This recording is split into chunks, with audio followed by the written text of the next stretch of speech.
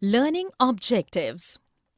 After completing this module, learners will be able to discuss the uses of iron-made tools took the abrupt change in agriculture, discuss the efforts were made to develop the irrigation in the field of cultivation, explain the social lives in villages and the origination of towns and cities, underline various components of ancient history like old scriptures, sculptures and travelers' notes, describe the crafts and artisans' lives and spread of trade and commerce. Iron tools and agriculture. The use of iron started in the subcontinent around 3000 years ago. We found a large collection of iron tools and weapons in the megalithic burials. Before 2500 years, we could see the increase in uses of various iron tools. They included sickles, tong, different types of axes, and plowshare. Agriculture as a profession.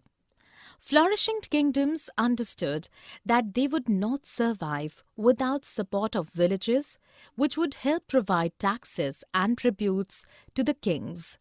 Thus, the rulers helped to build the irrigation system in the villages. Many of canals, wells, tanks and artificial lakes were created at that time. Irrigation processes ascertained the crop production throughout the year and it increased the production as well. Villages and rural lives. From Sangam literature as created 2300 years ago, we came to know about the villages of southern India. Vellalar were the large landowners and the head of the villages. Ordinary ploughmen were Uzavar and the slaves were called Adimai. In the villages of northern India, the head of the villages were called Grama Bhojaka. They were like the local king of the villages as he held major portion of cultivation land of the villages and many slaves to work on the fields. The rulers of the kingdom sometimes were dependent for collection of the taxes upon them. Grihapatis did have less amount of lands and the Dasa Karmakara were the landless labourers. Blacksmiths, potters, carpenters and weavers also lived in the villages. Historical resources and their varieties. We came to know about ancient history from various components like Jataka Sutra and other stories and numerous scholarly writing like Arthashastra and other religious scripts, from various sculptures and architecture and the narrations of the travellers who visited our country then. Jataka and other scriptures. From Jataka, we came to know that in cities, people used to work in various professions like potters, blacksmiths, helpers, gardeners, and else. Many traders used to visit the towns in order to get some good deals with royal people. From Arthashastra, we came to know about the societies, its various type of artisanship, and their related trade throughout the region. Sculpture and architecture. The sculpture and the architecture are very useful to know about old history.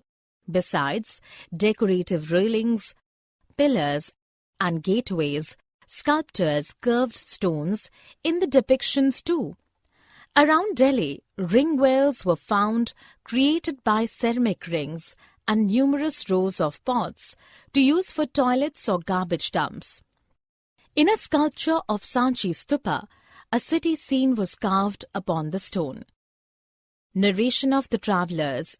Unknown Greek traveller narrated about the port of Bharuch, erstwhile Bari Gaza, as through the port, wine, copper, tin, lead, coral, topaz were imported and different Himalayan medicinal plants, ivory, agate, carnelian, cotton, silk, and perfumes were exported.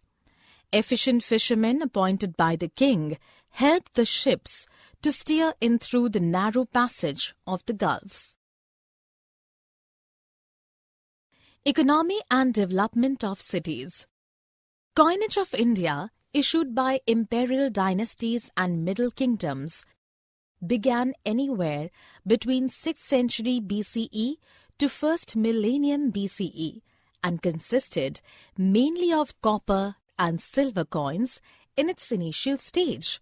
Before that, we have seen there were several other processes as available where people used to give something in exchange of something else. Cowrie shells were first used in India as commodity money. According to Sangam literature, during old days, the salt merchants came to South India along with their families to collect salts from Middle East and China in exchange of rice and other materials. New urban settlement in Mathura. Mathura was an important settlement for more than 2,500 years. It was important because it was located at the crossroads of two major routes of travel and trade, from the northwest to the east and from north to south.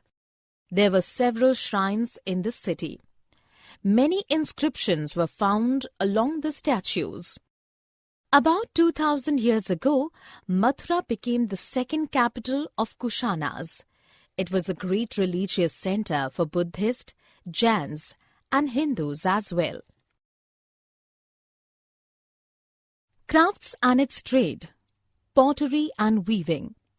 From several archaeological evidence, we came to know about extremely fine potteries, which are called northern black polished ware. This black soil was predominantly found in the northern part of the subcontinent, and they had a fine glaze. From several ancient texts and scriptures, we came to know that cloth weaving was very important craft in those days. Varanasi in north and Madurai in south were two important centers for these crafts. In Arthashastra, we came to know spinning and weaving were done in workshops under the supervision of many officials. Chanakya described that widows, young women, and others might be used for processing wool, bark, cotton, hemp, and flax. Raw materials, training, trade, and finance. Shreni was an association of traders, merchants, and artisans. It was originated by the craftsmen and merchants. They used to provide training and raw materials for the craftsmen. They also acted as custodians and bankers of religious and other endowments. A closer look, Arika Meadow.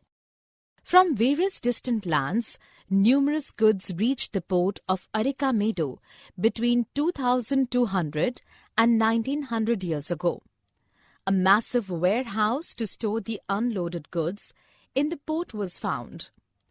The pottery crafts were very much flourished, and the amphorae and the aretine ware pots were found during excavation. Summary.